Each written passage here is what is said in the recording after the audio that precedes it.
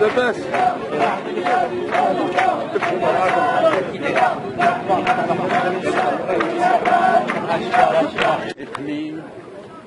إقليم اللي كانت عنده عطاءات في المرحلة الاستعمارية، شهداء وقادة لم يكتفوا بالنضال فقط في هذا الإقليم، كانت لهم مساهمات في الشمال كما كانت لهم مساهمات في الجنوب وفي جيش التحرير في الصحراء.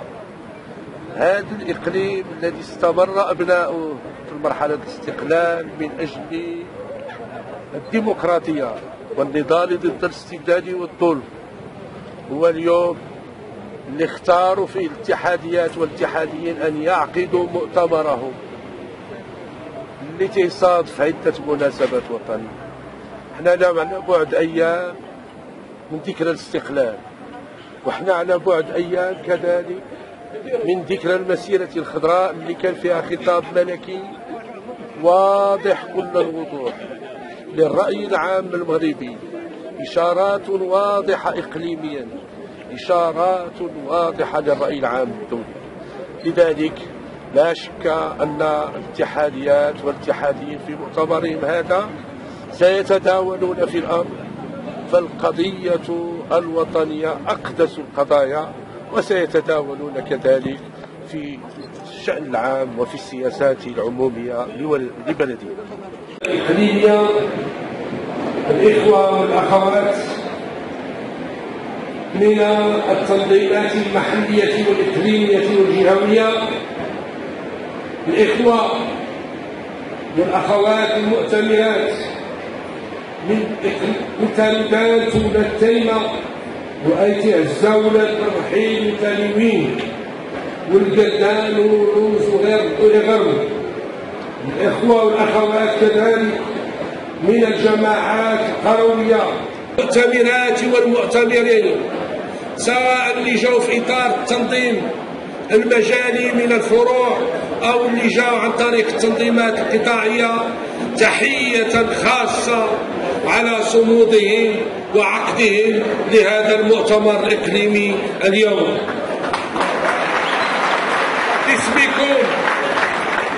باسمكم جميعا نرحب بضيوفنا الكرام من أحزاب اليسار اليوم، ونحن على بعد أيام من الفاجعة.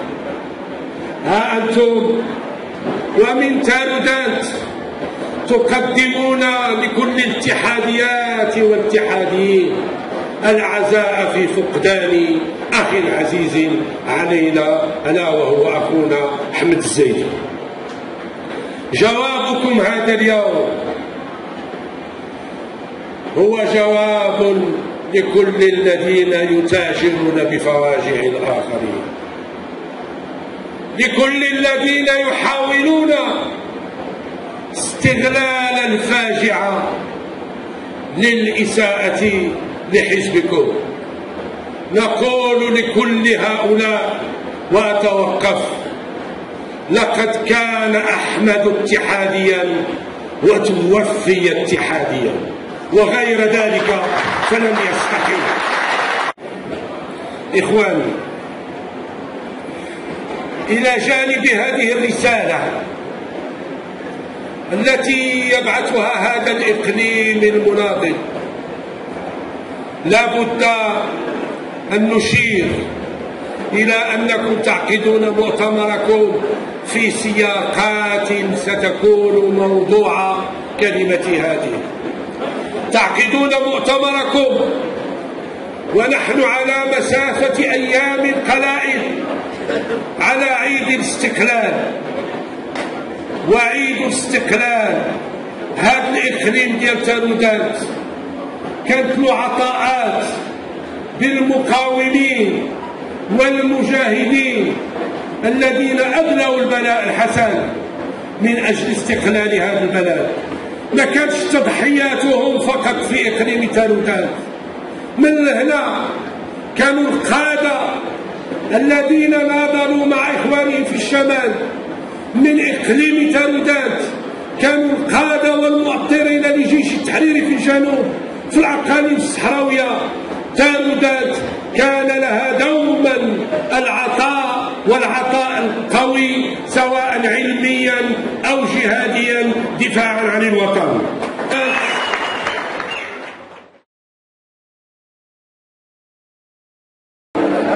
رئيس المجلس على الانتخابات لقى نظير قاطعا ان يكون من بلديه تارودات قد حل عنه القضاء، الشيء اللي كيبين ان هناك اطراف عديده تسعى لخلط الاوراق، تسعى كذلك للقيام حمله انتخابيه سابقه لاولها.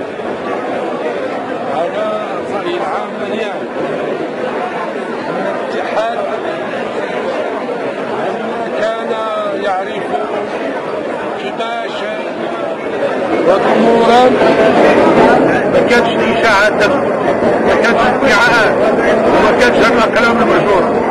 اليوم افتح مواقع، افتح الجرائد لتعرف المكانة التي يتبوأ الاتحاد انطلاقا من ادعاءات والاكاذيب والاضاليل، لكن حبل الكاذبين قصير.